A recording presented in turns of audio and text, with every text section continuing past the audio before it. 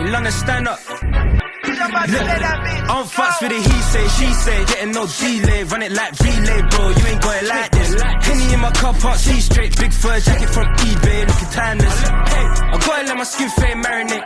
We gotta toast up, celebrate. Everyone scream next up, but I'm the #1 candidate. It's Terrence Boyd. Welcome to Footwork. Yeah, I'm happy to be here. Absolutely. So we always start off with the motto, Footwork, which is make your own path. You know, you've taken a journey which has seen you play for over 8 clubs, national teams, in and out of different companies or countries, I should say. It's the same. And same. Yeah. Companies, Basically. countries. Yeah. All that same. Finding ways to perfect the craft, you know, still at 31, hitting a new prime. What does making your own path mean to you? I think first of all, it's finding out who the true you or your true self is. You know what I mean? In terms of off the pitch, because when I see so many young guys and talents come up and train with the pros right now, and I always tell them, hey, obviously you need games and match experiences to finally find out who you are as a player on the pitch, right? But it's kind of compared to like, it's the same with you guys.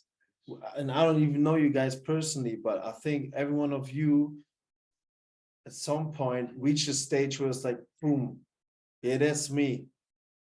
Dylan, that's me. That's what I stand for. That's what, you know what I mean? Yeah. That's what defines me. This is the person I am. Obviously people can change, yeah, but this is the basic principles that makes you, right? And so it's a long journey. And I think it's for every player personally, it's a different path. And at some point you're gonna reach this kind of a state where it just clicks and you're like, yeah, exactly, that's it. That's so me. I don't know if I always talk a lot, so should I go in depth or? You do. I mean, podcasts, you could do it. You do whatever you want. Yeah. All right. So for me, for example, when I went to Rapid Vienna, and I had my assistant coach was Carsten Janker, former Bayern German national team striker, huge bald ass head, and I didn't even like him like as a player before because he wasn't good at dribbles. I was like a Thierry Henry guy. Yeah, okay? Before I finally found out I'm not that kind of guy. I'm not that guy. I'm not quick as hell and that technically gifted, and somehow found out that I'm actually more like this Carsten Janker dude who had a good ass career, you know. And then he kind of told me, okay, what to do, how to behave as a central striker, because my position, for example, is one of the like dying breeds right now, because nowadays they want every player to play at least 2-3 other positions, be versatile, and I'm like this just, you know, fat old dude up front who's gonna hold up the balls, and you know, but once we're in the box, I know that we're home. You know what I mean? That's right. My home, and I'm gonna set the rules in there. But outside the box, don't play the ball. But so it was at that time, I was like 21, 22, I think, where he said our position is like kind of like Shaquille O'Neal. What is this big fella doing? He's getting rebounds, laying it off for other people, going back under the court, you know what I mean? Just doing the basics. You know what I mean? It's the thing is, once you find out who you really are as a player, it's about, okay, obviously you got strengths and weaknesses, so it's all about how you're gonna sell yourself. Yeah. So obviously you want to get in more situations where your strengths are like shown, and in less situations where people can see weaknesses. And obviously, this way you can contribute way more to your to your own team and help them win games. And so I reached that point when I was like 22.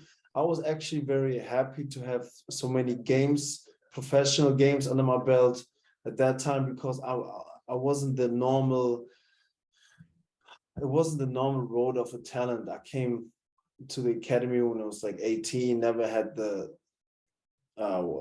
proper education. That's why my first touch is still shitty as hell. But then again, I was like clutch.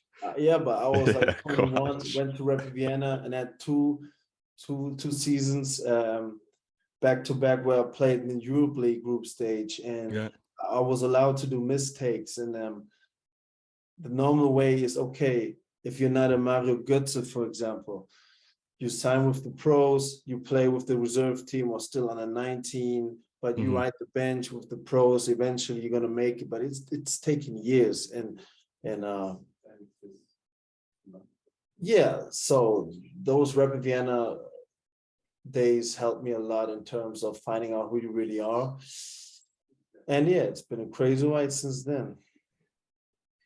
And since then, you are currently in some of the best shape of your life, and I think you're 31, but still getting maybe into a prime and past what people would consider, okay, you get to 30. After 30, athletes tend to peak and on the way down, but Ronaldo, LeBron, these guys are showing that that's not the case anymore.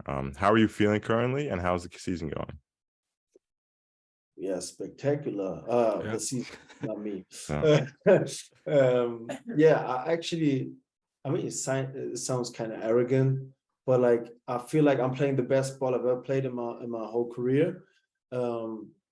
Because what I've lacked the years before is the experience you got now and the confidence in yourself. And this is actually the most important part as a athlete in whatever sport you are, because if you don't have self-confidence, well, there's only so many games the coach is gonna be confident in you, and after that, that's it, my friend.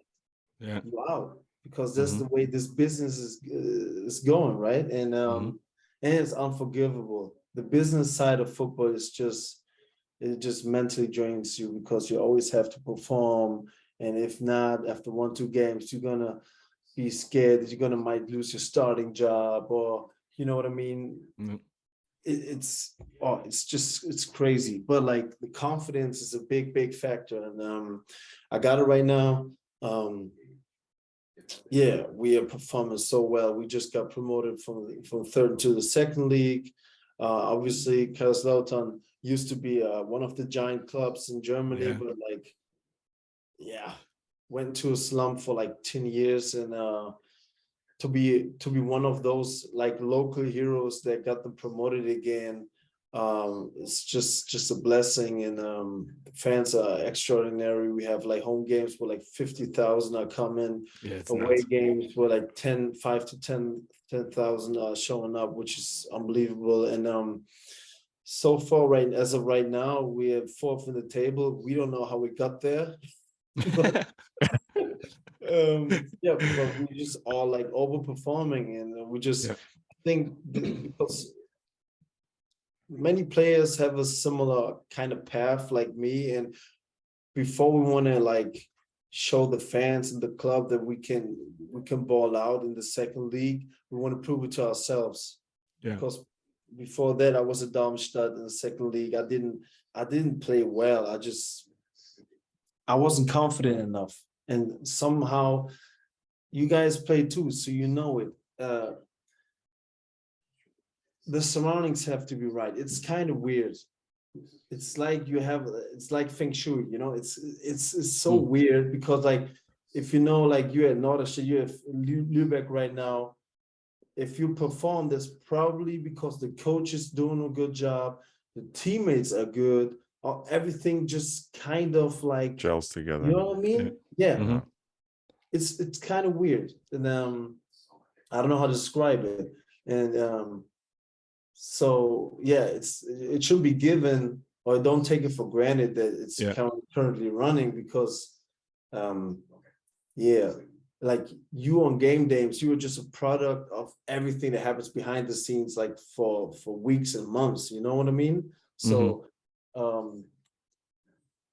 so we just happy right now, live in the moment, and just cherish everything, and just, we just have one motto, and this is like to be able to look into the mirror after games. If we know we just, win 100%, obviously you can lose games. There are better teams than us. Easy, yeah. But if we give like 100%, we know we can win or draw against any team in the league, and we've shown that. And yeah, but at the end of the day, it's a game. Yeah. So you Facts. never know what happens. Yeah. Yeah. But like you said, you got the confidence now, 10 goals. I mean, you're like right in the golden boot race with a few guys there. I think you're up at second. But I'm sure, like, as a forward, I mean, you've experienced the times when the confidence isn't there, the drought is there. Sometimes you can have the confidence and still get the goal drought too, and not be in the right place at the right time. All of these things can happen. So how have you kind of grown in that way in terms of like when you're in these goal droughts, or when you have a few different times to not put too much pressure on yourself and to see it out on the other side, Yeah, I mean, there are different ways and different, and obviously there are different personas or different players. So everybody has their own kind of method. But like, for me, it's been confidence doesn't come with just one goal. You know what I mean? Or one game. It's just it's a process, and I've lacked the confidence in the past years. So when I was at Darmstadt, coming back from an ACL injury where I almost retired, been out for 1.5 years, and then all of a sudden I'm playing first Bundesliga. I never played there before. Didn't have the confidence back then, but like at least I managed to get one Bundesliga goal. Second league at Darmstadt, I just didn't perform. Went on to Toronto because as an American, I wanted to play in the MLS. I knew Josie Altidore there. I'm not going to be a starter, but I was like, fuck it. I just want to experience it. I love the league. The league is nice. We just talked beforehand. Only thing that bothers me is that you can't get promoted or relegated, relegated. And when it comes to pressure, when we get relegated in here, people in front office are losing their jobs. So mentally, this is like so much is at stake, when it comes to relegation and the fight to stay in the league.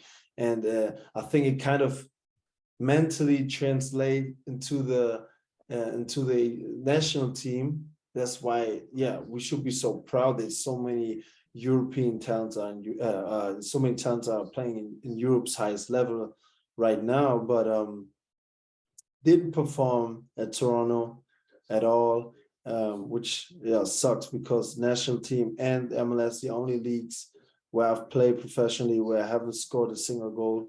And then I went back to Halle FC, third league, and we just talked about it. The surroundings were right. The timing was right. Everything just clicked. And game by game, month by month, I got my confidence back. And it was funny, but I told my wife when I was at Halle, I said, I've played the first league and used to be a national team player. I was like, I think I'm playing my best ball right now, but I'm in the third fucking league. Nobody cares, But I'm like, I think this is the best version I ever seen of myself. And to be able to, make the most out of it with the move to Kaiserslautern, being one of the guys who got them promoted. And now, succeeding as a team, succeeding in the second league, it's been a hell of a ride. It's been a process, but I'm just happy. Yeah, I'm happy with my life, happy with my career and the way I came back, because believe me, I think it's Dave, one of my favorite rappers, the highest of the highest never lasts as long as the lows of the lows. You know what I mean? Yeah. Kind of. Absolutely. Yeah. I mean, we're there. There are so many rough times and rough games where you just feel like shit, and like they always feel harder and more intense than the successful times, right? And but you need those times. You need them because you don't want to feel the pain again. Just when it comes to confidence, the last game is a perfect example. So it was 1-1. Got a ball right in front of the goal. I'm on the second post, flat ball, but it bounced a little bit, but nobody cares because it was 5 meters in front of the goal, and I just hit it wide. I just missed the sitter like 2 meters in front of a goal. Whole Saw that, stadium yeah. went nuts. Saw that. Me, I was like, oh fuck, here we go again. You know, just scored the game winner, right? Yeah. And like few years back, that would be it. You could sub me out, and I would be like, mentally, I wouldn't be there anymore, right? You couldn't use me anymore. And that's why I'm talking about confidence, because in this moment, I was like, okay, this shit happened to me before. Yeah. Whatever, you can't, you know, change the past. So, okay, who knows? Maybe I get another chance. So what I did for the first time in my career, actually, I just started laughing. To just trick myself to be, you know, to trick my body and myself and my mind to be happy, to just, you know, it's done. You can't change it, whatever. 10 minutes later, I get like this, easier sitter, and then boom, I was. Yeah, but you made a good back post run.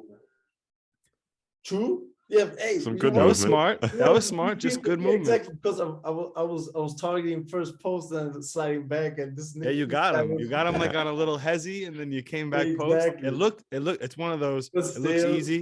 It looks it easy, looks- but that movement Hey, is but like. but I like you, man. I like you because because nobody. I said a video and this guy, and he's like hard on me because I'm never running, right? I'm being a lazy player, and then he's like, I told him, I was like, "Do you see the move I did before that?" But yeah. But this is subject confidence. Yeah. A few years Yeah. back, I wouldn't have been on the pitch anymore. They would sub me out because I would play like shit from then on. And yeah, so this is the part of experiences and you know, learning from mistakes. And those mistakes, the easy sitters that you missed, they're gonna happen again. But the thing is how you're gonna cope with it. It's an easy example with stand up one more time, then you fall down. And Yeah. it's just nice right now, yeah. Did you ever work with a mental coach or a sports psychologist to kind of change your mindset in terms of that, of getting over mistakes in game? No. So had several ones at several stations, and I'm always like, hey man, like it's nice that we got you here, and I really respect that, and I hope people will come forward and just talk to you if they have problems. I'm not the type of guy. So I'm like, yeah, I'd rather cry in front of my wife or just drink some Jack Daniels, and that's about it, you know. Hey, that's your therapy there, right there. Yeah. Yeah, so it shouldn't be the bar for how to cope with bad games and mental. I've never had mental problems per se when it comes to that. So obviously, when we talk about mental health, the way like we talk about depression, those are problems, right? Mhm. Being on the goal drought or playing badly right now, this is something else. Obviously, you can help or work with those coaches. I've been at one meeting with one mental coach, and he was like teaching me something like I should just do this, and I was like, yeah, okay, nah, you know what I mean? So Only you, like you said before, and we talked off camera, like you know what you need and exactly, what you don't yeah. need. But then again, there might be players, you know what I mean, who really need that, yeah, them. for Sure, sure. Yeah, so sure. it's nice to have that The option. the resources, exactly. And yeah, but for me personally, I'm not that kind of guy who, it's not that I'm respected or like, obviously, like it might help if you really go into depth and just, you know, work everything up, but I don't know, I don't feel like it. Yeah. Good.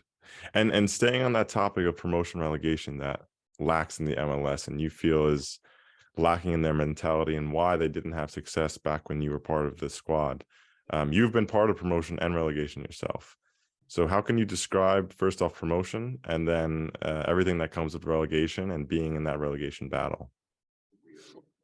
So good thing is I've only been relegated once in my life, and everyone saw it coming because I went from Leipzig to Darmstadt when they had 8 points, and I came in January, so everybody knew the party's over. So we actually presented ourselves very, very well, and we did the best we could because you can't recover from 8 points in the Bundesliga and stay in the league. So it wasn't a normal relegation. Obviously, Darmstadt, they went from third league to the first league years before, so the fans knew what's about to come, and they went so hard on us because they're like, okay, we're just happy we had those 2 first league years, right? And so that was a pretty chill relegation. But I've been in relegation battles in Darmstadt, Halle for 2 years. The Darmstadt one was actually the craziest because Dirk Schuster came back, my coach at Lautern right now, and he came back for a second stint at Darmstadt, and things didn't look that good. And to this day, I don't know how we managed to do it, but like, yeah, you can feel the nerves.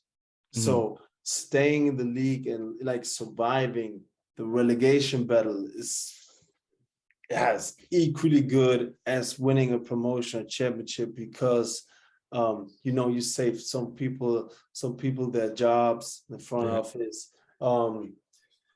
Obviously, when it comes to resilience in your career, in your CV, it looks good, but I mean, as a team, it's doing so much for you when you've been through the battle and you succeeded. And this is such a it's incredible. This feeling is incredible. And right now I got promoted from 4th league to 3rd league, 3rd league to 2nd league, and 2nd league to 1st league. But the last one with Red Bull Leipzig, from 2nd league to 1st league, I didn't play a game when I was out with my ACL injury, so it doesn't really count. But I got all the promotion titles in Germany. I played the Decorated. And yeah, I have to say that the one right now with Kaiserslautern was just epic. As I mentioned before, Lautern used to be one of the biggest clubs in Germany, and seeing this, I always compare them to a sleeping giant, and seeing them, struggle their hard, went into what's it called? Administration. Almost into administration. So there was that close to going to the 4th league. Then they saved their asses, and you could see, okay, there's a team brewing up in there. Exactly 1 year ago, I came to Kaiserslautern, and everything worked out just fine. It was just perfect. It was just perfect. We were just a nice team. At some point, statistically, we were one of the best defenses, if not the best defense in whole Europe for some time. Unbelievable. And then the 3 last games, we just bottled the games and went into a playoff against Dresden, and missed the city there as well. So that was here we go again. But then again, we were better 3 out of 4 halves in both games, and unbelievable, just unbelievable. We partied. I can't imagine there's anything like a relegation playoff or a promotion playoff. It's just before we went on the pitch, before kickoff, when we left the locker room, everybody's like shouting, and we do a circle and just talking nonsense. And I was like, dude, guys, when we come back, like obviously not in halftime, but after the final whistle, when we come back, it was the second leg at Dresden. When we come back into this locker room, we're second league players. We just kind of manifested it, and unbelievable, just crazy. And you can't realize it on the same day. And so, God, like party in the locker room for an hour. Somebody came with 3-liter Jack Daniels bottle. oh my God, I almost killed that bitch myself. And then Jeez. went to the bus. Then went to the bus, didn't drink a single drop because I knew, okay, this far and that's it, because I Gotta would regain my all over the composure here. bus. Yeah. Yeah. Had a shitty ride home. But To be then expected. we arrived at the stadium, met at the stadium again, yeah, and then we went with the bus. We went to to the city. Was a parade going on, and it was unbelievable. And then you kind of, the first time you kind of, not fully, but kind of realize what we just did, because it was like for like 2 days straight, it was vacation in the whole region, in the whole county. Just unbelievable. I don't know. I'm lost in words. It's Speechless. yeah, Love you could have just, you had like we all had the gift to make people happy, and this is such a great feeling to just see the relief on all those faces, coming back from the dead. Now we're back in the second league, and I mean, this is a club that belongs to the Bundesliga, but we're not there right now. But I think, I mean, the coming years, I don't know how many years they will be back in the Bundesliga, because the fans and the stadium are even bigger than our team is, you know what I mean? Right. So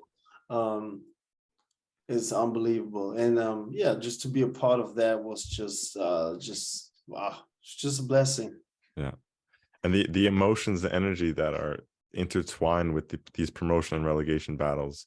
You mentioned a little bit here on the podcast and before, but you felt in Toronto that lacked in terms of training and in games, when you don't get results, how players react, and ultimately how that translates into the national team performances. Now, how do you, yeah, go ahead. No, what I'm just saying is, if I think it will come with every US talent that's coming to Europe and just lives through the moment of, okay, what it's like to be relegated, or the fear of being relegated, and seeing what's behind a relegation, and the pressure. It's just different. And that's what I'm saying. It's not against MLS players, because it's not their fault. It's a system that's not preparing those MLS players mentally enough to get through like hard times, and just being able to mentally run through a brick wall. Because the MLS, if you don't, as I said before, if you don't make the playoffs, it's just, yeah, whatever. You know what I mean? I got like an even longer vacation now, and just let's see where I'm gonna go for my holidays. That's not the way we do it in Europe or in Germany. If we get relegated, well, you know what I mean? Good luck being seen on the streets. So yeah, but what I'm saying is, right now, just seeing so many people thriving here in the top 5 leagues, that the future of US national team will be bright. And I'm hoping for big things when it comes to our home World Cup. And yeah, we'll see. I don't know. Because I've asked so many times why it isn't possible to, set up a promotion and relegation with the USL, but I think it's just when it comes to money, it's just a money thing, right? It's always money, yeah. Well, I mean, you raise a good point with USL. Maybe that is the way that it's possible. It's like there's 2, 3, 4, 5th leagues that are promotion relegation, but we all know that it would improve the standard of our game in the States, by multiples. So couldn't agree more. Because when it just comes, the easiest example, we talk about football, basketball, baseball, whatnot. They're all by far the best leagues in the whole world. If you win the Super Bowl this weekend, you're the world champ, right? And when it comes to athletes in the States, they're none like it in the rest of the world. I mean, obviously I can't imagine LeBron James playing soccer or football, obviously, but maybe keeper. Yeah, but I don't know. Let's go with OBJ. I don't know if they, you know what I mean. And Crazy winger. yeah. So every Tyreek Hill. Yeah. Oh, wow. Steph Curry on the 10. Steph Curry on the tenor. Yeah. You know what I'm saying? Every major, like the World Cup, for example, it's so funny that we have to do like advertisement for the game of soccer or football, whatever you guys like to call it, in our home country. It's the #1 sport in the world, but not in the US, right? Yeah, And it still needs that. Yeah. If we get more and more athletes to choose soccer over basketball or football or hockey, whatever, I don't know what kind of freak athletes will come through in the next years. It's Yeah, unbelievable. it's true. It's true. But then again, there's also the educational part, you know, when it comes to youth coaching and, you know, I don't know, but from what I've heard, the college level isn't the highest, right? That's what. It just varies so much. Yeah. Okay, yeah, I can't tell, but I just heard about it. And, you know, when it comes to youth coaches and just college coaches and whatnot, for example, when I was at TFC, the second team, they were actually trained at a very high level. Like I liked what I saw because they had kind of an European approach when it comes to just tactics and, you know, just the drills they did. And yeah, I mean, it's a slow grind, but we're getting forward somehow. Getting there Yeah. somewhere.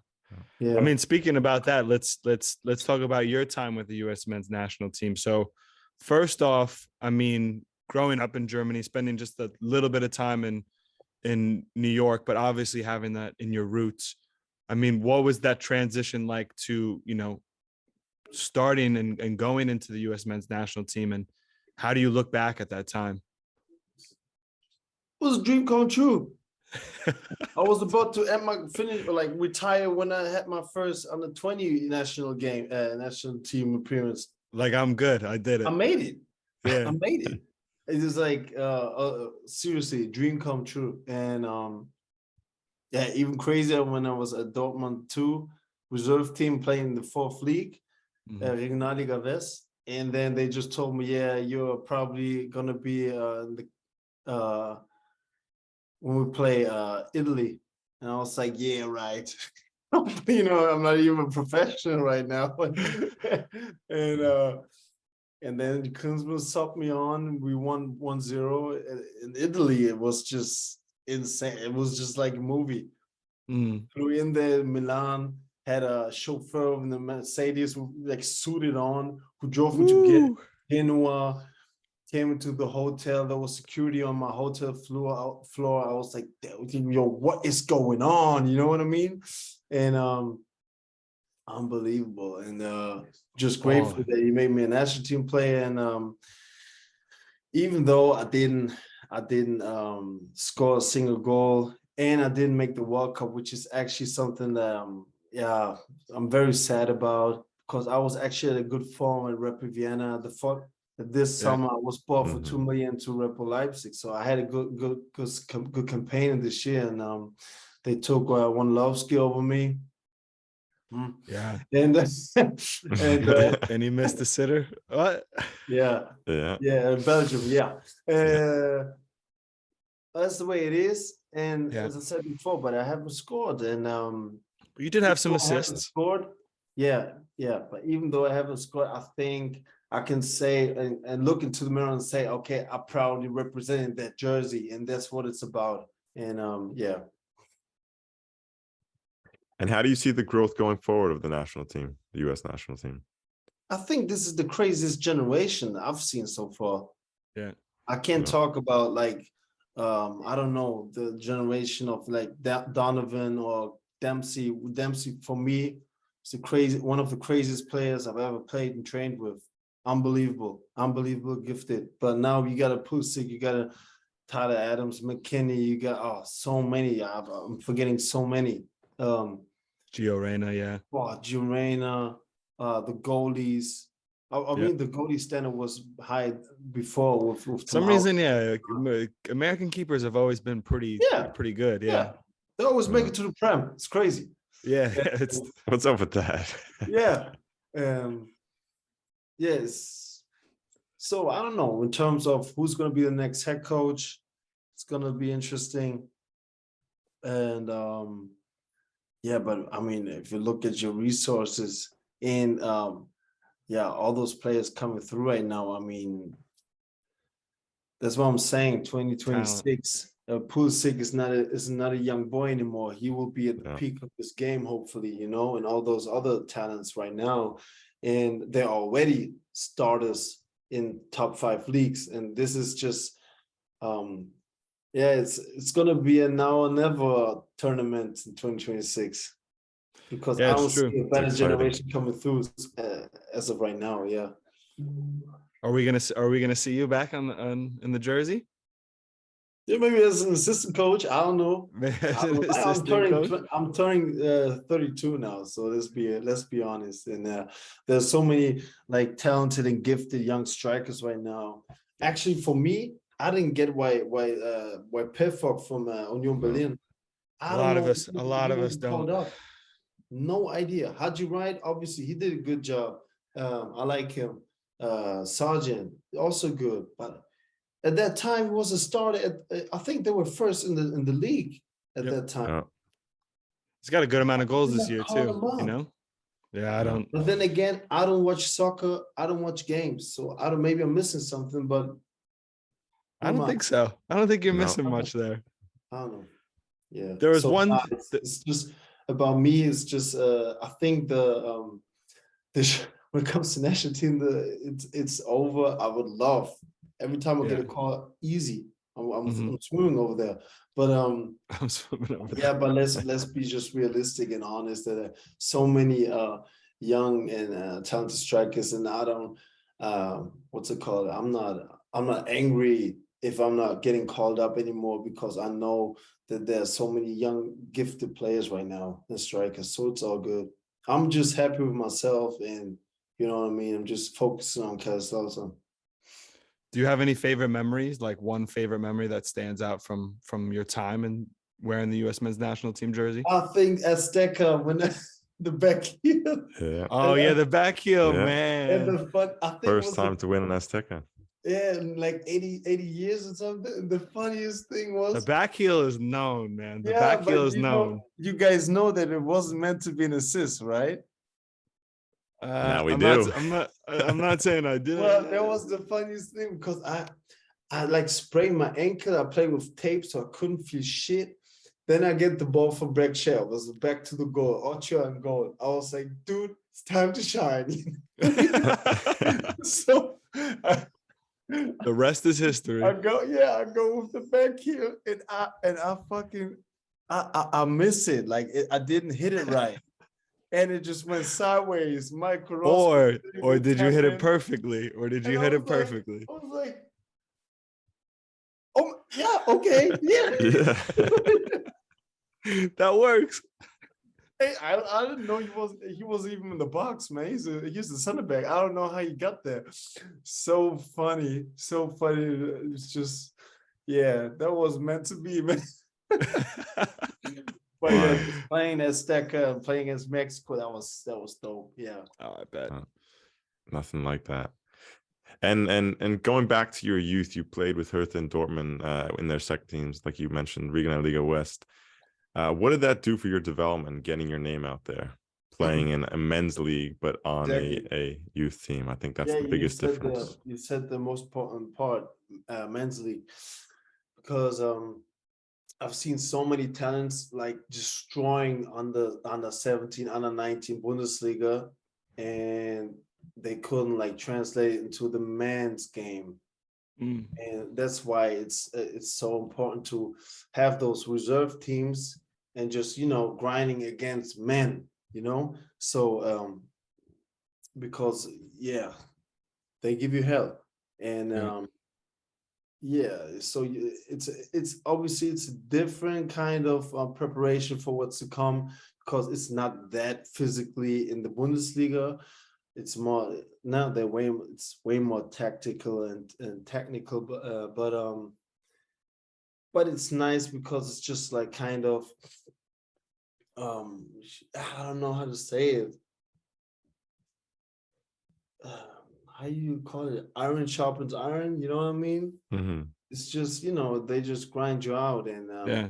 you have to cope with those big ass opponents Find as a way. well. And, so for me, it was very important to it was still on my way to finding myself. Then my first pro contract was at Rapid Vienna after those 2 years in the Regionalliga. They were very important for me. Yeah. And as a youth player, you gained a lot of attention on these teams. And we've seen, and I know players personally that were kind of in a similar situation, but they wind up letting that buzz get to their head, and then they don't actually wind up make much of a career. How were you able to stay focused? And what advice would you give to a young player experiencing something like that? It's easy. First of all, you have to stay humble. But not just act like you're humble. You have to stay humble. You know what I mean? Know where you come from. Most of the players aren't like rich kids. You know what I mean? So, and they easily forget where they come from. And my story, I was never in the Bundesliga youth academy until I was like 17, 18 when I got discovered and went to Hertha Berlin. And I was riding the bench for 2 years. I was a starter in the last year. And what separated me from all those other players. And at that time when I went there, I think I was the only guy who wasn't a youth national team player. And I never forget the words from one player. He was a Polish youth national team player at Hertha Berlin. I'm 19. And he said, yeah, somehow we all become pros one day. You know what I mean? And this dude is unemployed right now in Berlin. Seriously. Yeah. There's so many cases. But what separated me from all those others was like I was hungry. And I was doing extra shifts. I wasn't technically not even as good as they were, but I had a totally different mentality because I was just grateful to be given the chance, you know what I mean, to work under professional circumstances and surroundings, and just having the chance, to become a pro. And I've seen that story so many times with just gifted nice talents, and then Just wasted. Just letting it get to your head because you get all those fake friends that start to come. Nah, you didn't play that well. You didn't play that badly. Let's go to the club now. You know what I mean? And what I was trying to say was, having a blackout right now. Young players. How to avoid that? Maybe stay humble. Yeah. Stay focused. Not let those distractions get you off track. It's late. Yeah. Wait a minute. I had a sentence, and then we can't continue before I say that. Wait a minute. Okay. All right, we gotta figure a way to get him back on track. Seems like he's about to drop a bomb too, you know? No, it's not a bomb. Okay. Yeah, easy. Okay, that wasn't a biggie. All for nothing. All for nothing. But the once it's the same with, what do you say when you meet a nice girl? You say the looks are like the entrance, and then the character is okay. Is she everything I've envisioned? You know what I mean? Obviously, you fall in love with a girl because she's pretty, and then you get to know her. Okay, like, are we even good? And vice versa. How is her character? And it's the same with all those talents that enter academies and are getting discovered, just like me. For some, they're all good in a certain level. It's like we're all pretty ladies, you know what I mean? But from then on, your heart and your head decides if you make it a pro or not. Easy. It's not about how good you play soccer. No. It's about how you cope on and off the pitch. How much are you willing to sacrifice? All those little things. So the game of becoming a pro is decided in your head. Easy. Ooh. Obviously, there's so many obstacles. You have to stay healthy. You have to be just lucky. Luck is such a big part, man. Luck is such a big part because you have to be lucky enough to have a good game in front of the right scouts or coaches at that time that are watching the game. Yeah, but all you can do, and this is still the same for me right now in my career, all you can do is try to like put in the best and put in all your work, and whatever happens because I'm telling myself it's just a game. It's not different from when we used to play on the street back in the days. It's a game. We play St. Pauli now. Right there. Maybe I'm getting injured 5 minutes in. Maybe we're getting a red card. We don't know. It's a game. You know what I mean? You can't control everything. You have to be able to let go. But whatever you can, tell me. Whatever you can control. Yeah, like can control. Well, at least do your part. You know what I mean? Yeah. Mm-hmm. Yeah. Before and in the game. So yeah. So what's your favorite quote, Sean? Huh? Sean has a quote that's like it's that matching of luck and proper preparation. What is that? Oh, luck is when proper preparation meets an opportunity. Yeah, that's a very good saying. Because you know, German saying is also man erarbeitet sich das Glück. You're gonna earn your luck. You know what I mean? Exactly. You're gonna work for it. Yeah. And then people are saying, "Oh, you're so lucky." Well, I busted my ass off for that one situation where I was lucky. You know what I mean? I was preparation ready for that. Exactly. Yeah, I put in 20 sessions for this one lucky incident. Yeah, absolutely. I mean, but one of those negative things that you talked about in terms of, I guess, being unlucky is the injuries. And I didn't know that it was that severe in your head that this could be it when you had that major ACL. Yeah. So walk us through that, like what happened and what was that mental struggle like to make that decision? Okay, I'm going to keep going. Yeah, I mean, I came to Leipzig end of preseason. I had like a very long season. So I played the Austrian Bundesliga. Then we had Europa League, and I had no vacation because right after Europa League we had the preseason, the preparation camp for the World Cup, right? Okay, yeah. I ended up getting cut from, and then I had like a week of vacation. To be honest, that wasn't very professional because I was like 21 singing. I just was drunk like for a whole week. You know what I mean? I was on the phone Mallorca? just being drunk. He's like, "Hey, yeah, I will come." And so I had like one tiny week of holidays where I just fucked my body up, and then went to preseason again. End of the preseason, partially tore my ACL. No surgery, which was a good decision though. Came back, started, had 7 games, boom, totally ripped it off. So tore my ACL for good. Regular as ACL tear, and then after surgery, I developed a Baker cyst, and they say it's like a 20% chance that you can get it. And even if you get it, it's gonna burst, like implode by itself, right? Oh wow. And I still got it saved on my images. So I needed 3 more surgeries to get a hold of those Baker cysts because every time I started rehab, I started that shit 4 fucking times. Really? Getting on the pitch, and the fluid was coming from my knee into my calf. So I had a big ass ball on my calf, and it's supposed to be liquid, and they put out those chicken wings. Oh my God. Wow. So they were like, that's what they pulled out? Yeah. And it's supposed to be God. just liquid. That's a chicken wing. That's legit a chicken wing. Yeah. So, and right before the very last surgery, we said, okay, Ralf Rangnick also told me at Leipzig, hey, we're not gonna let you, fall down.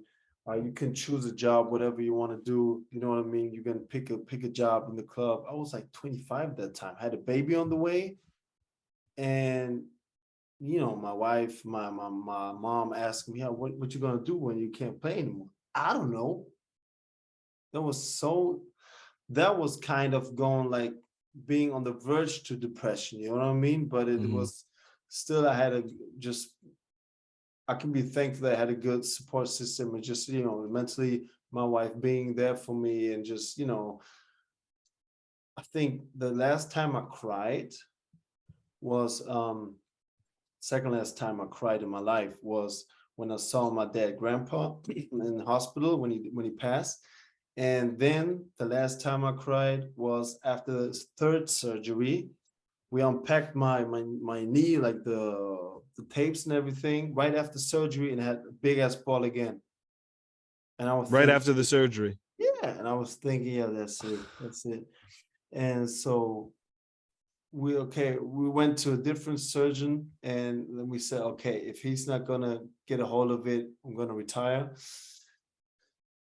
It was just like magic, and then it worked out, and but then I was out for 1.5 years, and they were in the Bundesliga now, and yeah, I didn't have a chance. I didn't get a chance to play there anymore, and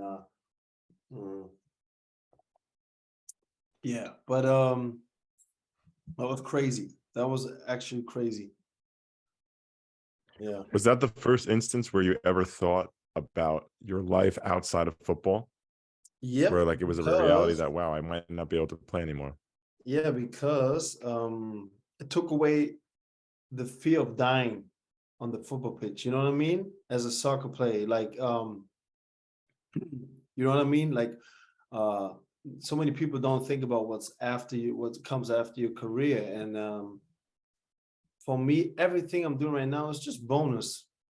You know what I mean? It can, because it's still my knee is it's shitty on MRI scans. My God, I'm failing every medical. You know what I mean? But like, but it's working. I mean, I don't feel any pain. It's all good. But it just looks on the scans, it looks like they're just spider webs in it. That's it. You know what I mean? And that thing's got like just a few rolls of tape on it. Yeah. And yeah, I don't know. Yeah.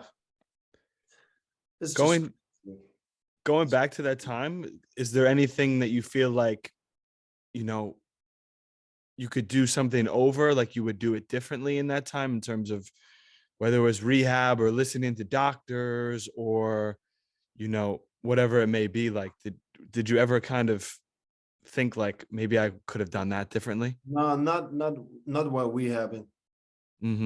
Because the last surgeon, he got a hold of it, so it was all good. It wasn't, and even I had many nights where I thought about, okay, why didn't I perform at Darmstadt? You know what I mean, and Toronto, and I think it was kind of like not giving myself time to become your old self, right?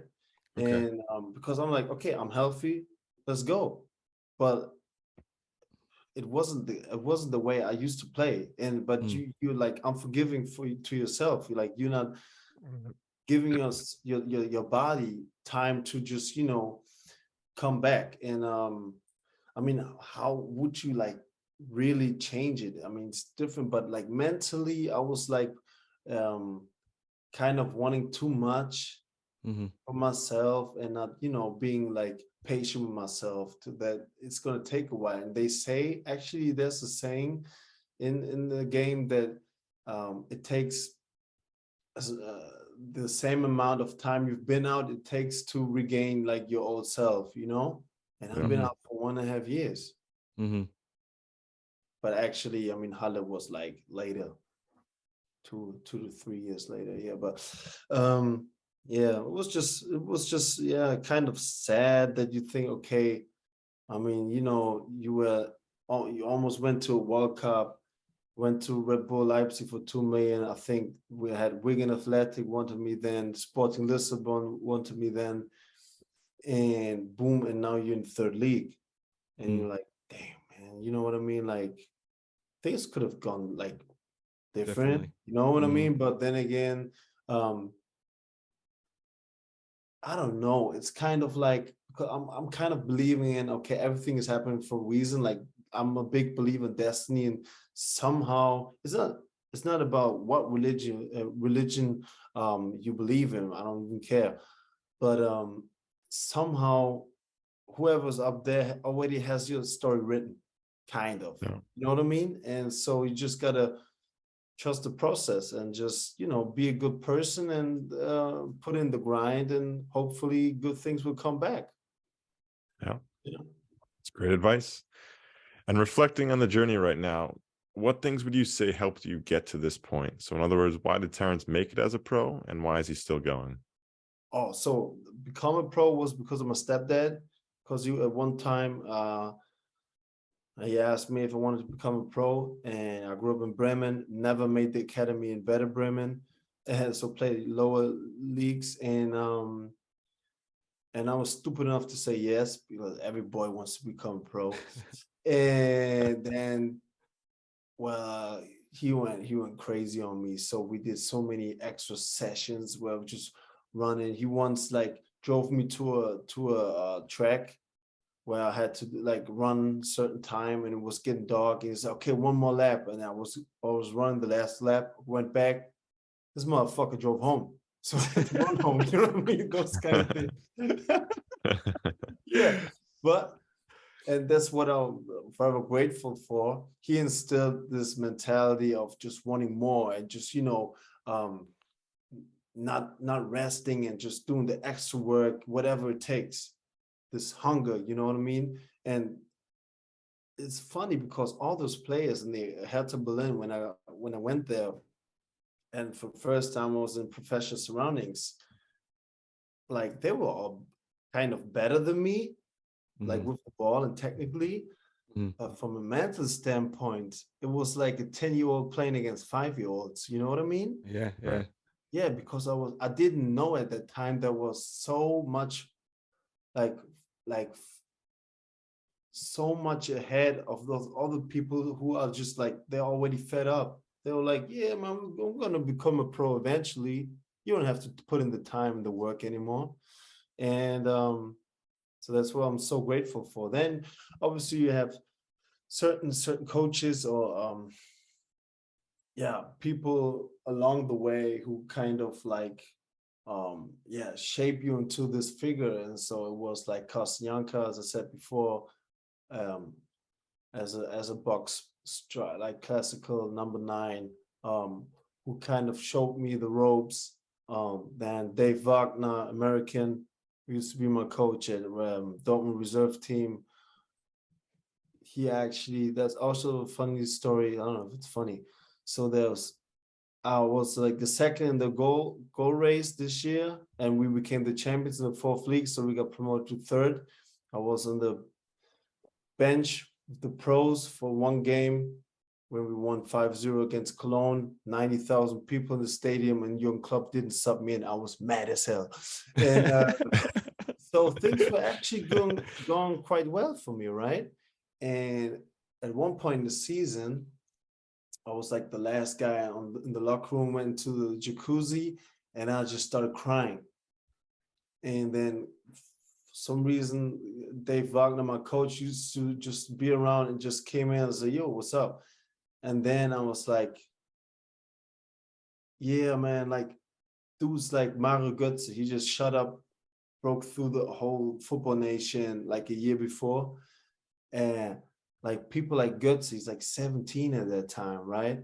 You know, he's killing in the Bundesliga, and I'm 21 right now. I'm 21, and I'm still playing the 4th league reserve team, not a pro yet.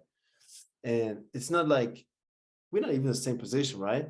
But it's and he gave me one great advice, which you can also translate into just life itself. He just said, don't compare yourself to other people, because every person has their own time written in there somehow. You know what I mean? Yeah. Don't compare yourself to nobody, because everything will eventually happen. Just, you know, you just focus on yourself and put in the work, and the rest will come. And that was I'll always keep that sentence. Good coach as well, just a good human being, good coach. And Ralf Rangnick, for example, at the Leipzig, I think he got promoted like 7 times in his career. I didn't even make that on Football Manager. It's crazy. And, so this dude was just, in German we say perfectionist. Yeah. I don't know how you say, it's just genius. Yeah. Unbelievable. And so you have many coaches along the way that kind of form you, and just like, you just gain some knowledge. And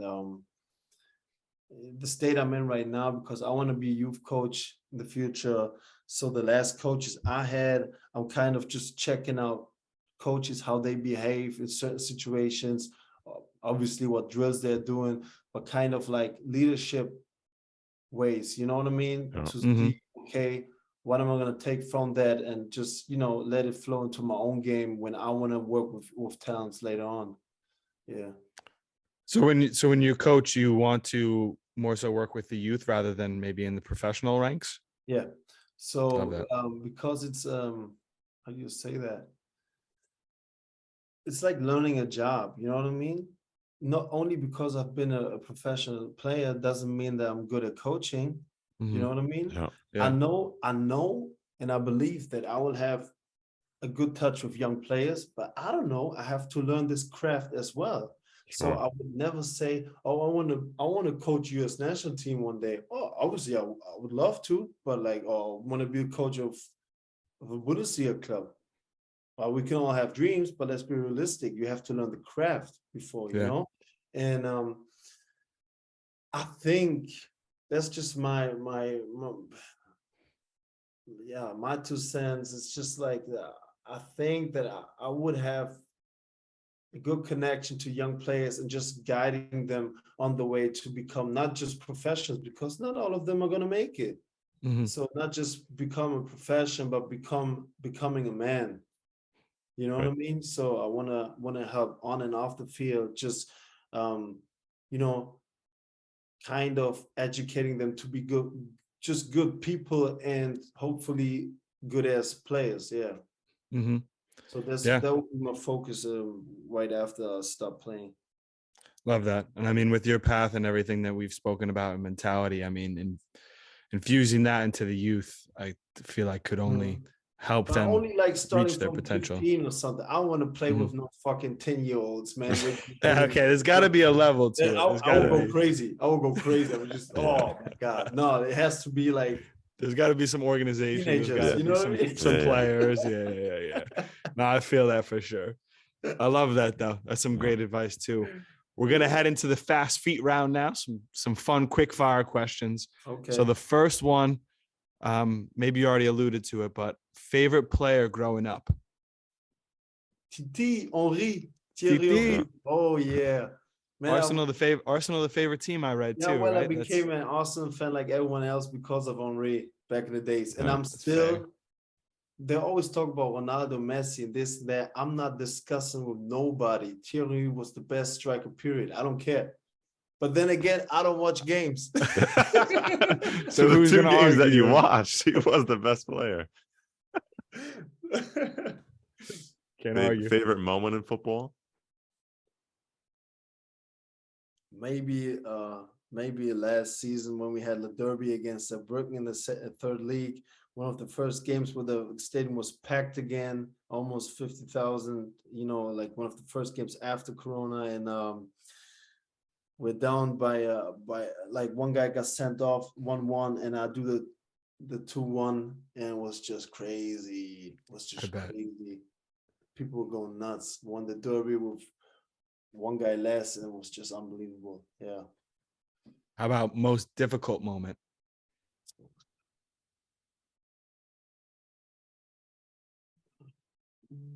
Yeah, I think it was that time when I had the ACL.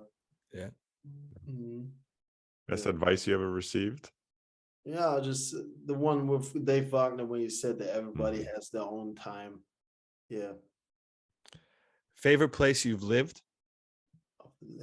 Oh, okay. Gotta say, it was pretty dope in Vienna, to be honest. Yeah. That's fair. Yeah. Very nice city. Best player you've ever played with and against? Yeah, Clint Dempsey. And Wow. Okay. against, well, I played Ibrahimovic, but and I also played Neymar. But You say that like it's nothing. yeah, I but played Ibrahimovic. I you played know, it would be Neymar. different if I would be a starter at the national team. You know what I mean? I was just subbed on and like kind of like, but like, yeah, I mean, obviously it would be those two. But to be Clutch. honest, there was one guy we had at Rapid Vienna. We played Europa League qualifiers in Greece. I didn't even know the team's name, and there was this Greek defender. He was just like, wow, this guy was crazy warrior. And he tackled me all 90 minutes. Like he gave me hell. It was so hard, like man marked me. I was like, damn, no? But this idiot fouled me to a penalty. I converted the penalty and we won. But after the game, I was like, yo, man, I don't know you, but let's swap jerseys because he just had my respect because I couldn't do shit all game. You know what I mean? I don't know. So I just kind of, it's like game recognized game. I just respected him so much that I wanted his jersey. Yeah. So I still got it? I still got it, but I don't know his name. So that's the best opponent I've ever played. Fire. How about if you weren't a footballer, what would you be? Oh my God, that's a very good question. And yeah. I think actually right before I got discovered, I was thinking about going to US, going to a college. So study something. I don't know if I would make the MLS. So if it would work out as a pro, but I don't know. Coach? Yeah, maybe coaching, maybe just a bum on the street. I don't know, man. But I would. Nah, you would be working something decent. I don't know, but I don't know. Well, I don't know. I can't answer that. I love that too, though. I love that. Yeah. Favorite book? Oh, there's so many. One is the Bitcoin Standard, and actually, I've just read. It's right here, but I don't know if it's a favorite book.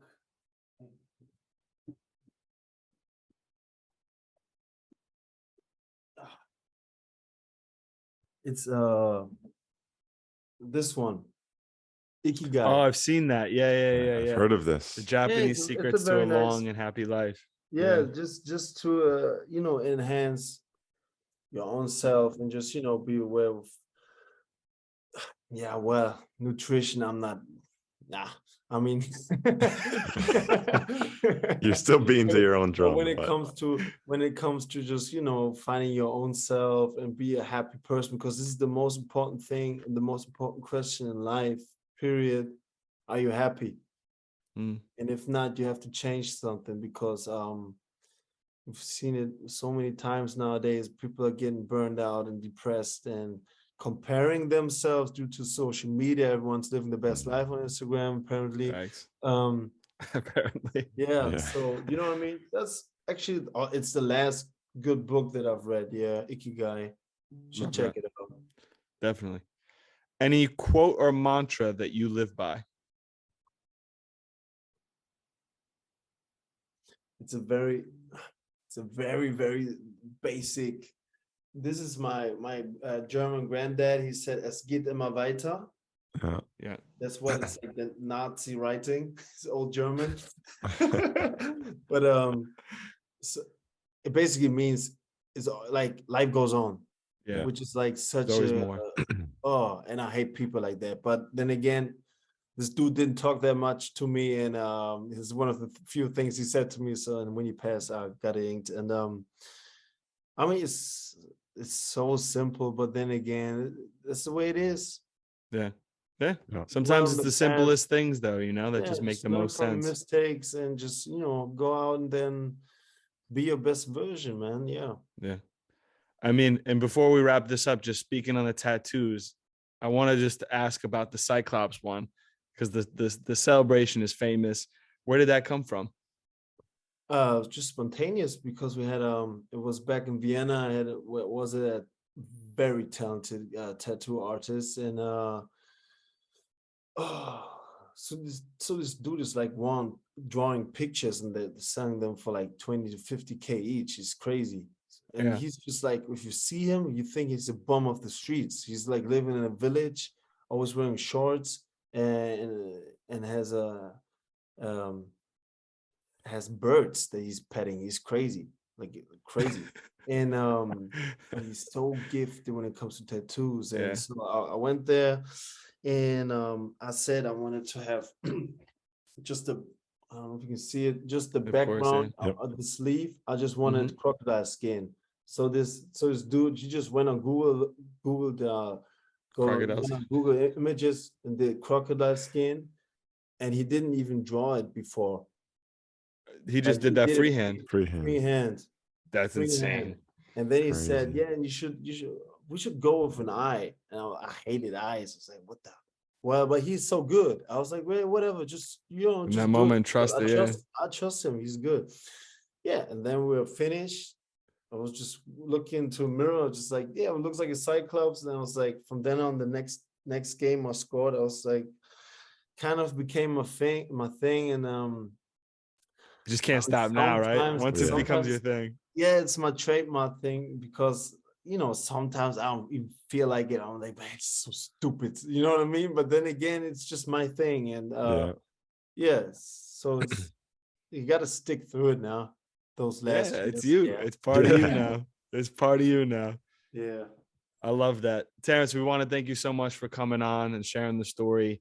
I feel like we could go for hours. So hopefully there's a round 2 in the coming Yeah. months or years. And we'll be watching along in this golden boot race.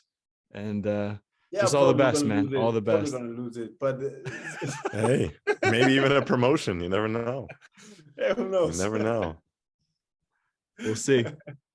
And you guys also, best of luck to you and your season right now. So Thank stay you. healthy, and yeah, Appreciate that, man. very happy to be here.